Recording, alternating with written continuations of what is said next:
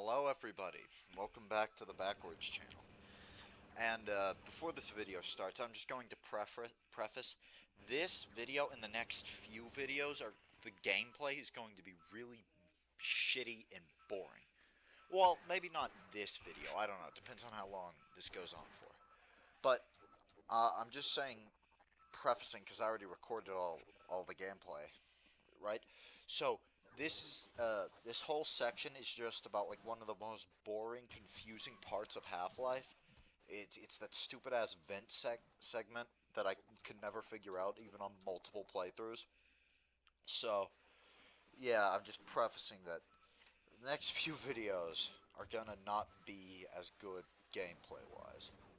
Hopefully you don't come here for the gameplay, because if you do, you're gonna be sorely disappointed by the next few videos. Well, to the like one person who does show up to these videos. Anyway, so anyways, today I wanted to talk about less like full like small scale things like what's happening, what you can do for school or working out and stuff, and more like philosophical. This is more philosophical video, I'd say, because today I wanted to talk about nihilism and just my experiences with it and how it seems like a good idea at first, and that nihilism isn't exactly horrible, but pure nihilism isn't the way to go. So what I mean is, the idea that nothing matters is that's like base level nihilism. But you can choose how you respond to that nihilism. My view on it is, if nothing matters, I can just do whatever I want and have a good time and make my own purpose, which that's called existentialism, which that's the philosophy I subscribe to. But nihilism, like pure nihilism, is nothing matters, so why should I even bother? It's a very negative mindset. It's not healthy either. It's extremely unhealthy, because it might work for a bit, but it'll only make you more negative and more sad. Uh, it's not a good thing. It's not a good thing to have in your life unless you see it in a positive light. Which nihilism, it is very difficult to see in a positive light. So that's why I don't recommend you go down the rabbit hole of nihilism. Not to, and also just not to mention that some nihilists are as annoying as atheists. They're like really, really annoying sometimes. Like I'm talking, some nihilists are just pretentious little asshole redditors who are on there on they used to be on r/atheism and like, God is dead and God isn't real. None of it's real. I'm so much smarter than everybody else, right? But it's so stupid. It's just, don't, like, even if you already are a nihilist, don't be a dickhead and just like start preaching it to everybody and being like, oh, I'm a nihilist, so nothing matters actually. So uh, life sucks, and you should just be miserable like me. It's like, no, no, shut the fuck up. No, like, that's just called being a Debbie Downer, right?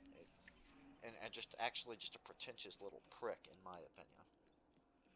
But the real problem with nihilism is that it keeps you depressed. It's like, if you're depressed, nihilism is the worst option to turn to.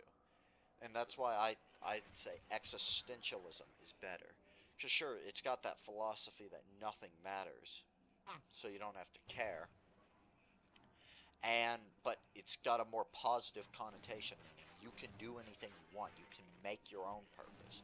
Because yeah, in the grand scheme of things, sure, nothing matters, but you can make things matter in the short term.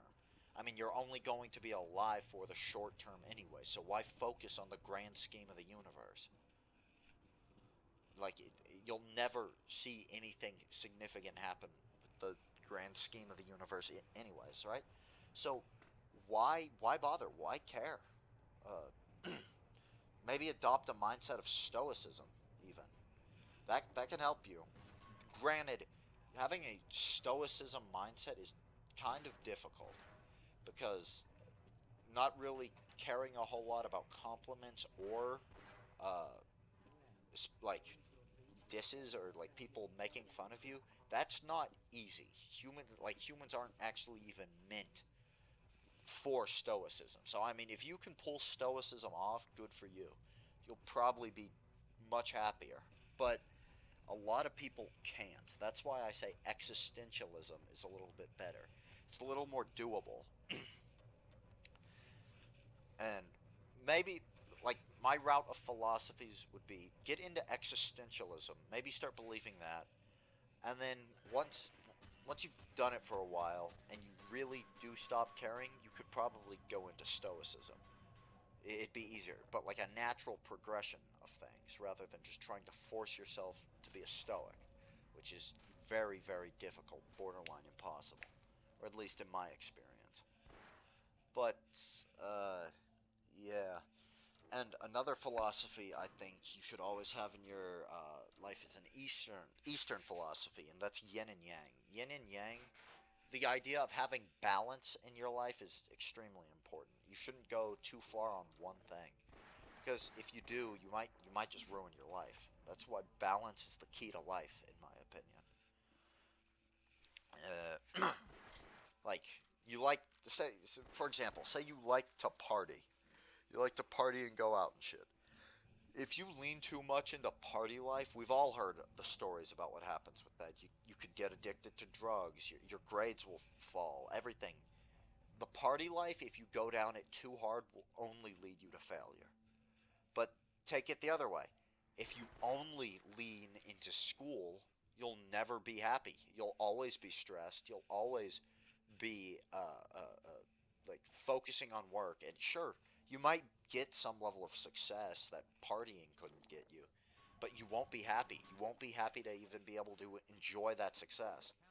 So rather, keep a balance of both. Keep a balance of fun in your life and a balance of work. And if you're balanced, that's, in my opinion, the optimal happiness. That's like peak happiness, and you can't get any better than that.